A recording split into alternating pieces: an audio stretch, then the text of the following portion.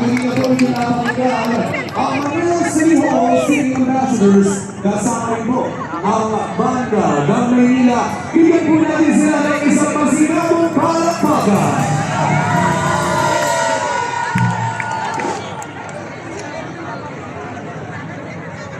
At muli po paalala natin sa lahat ng mga Manileño, maaari niyo po bisitahin ang ating mga food booths dito po sa paligid ng Kartilya ng Katipunan.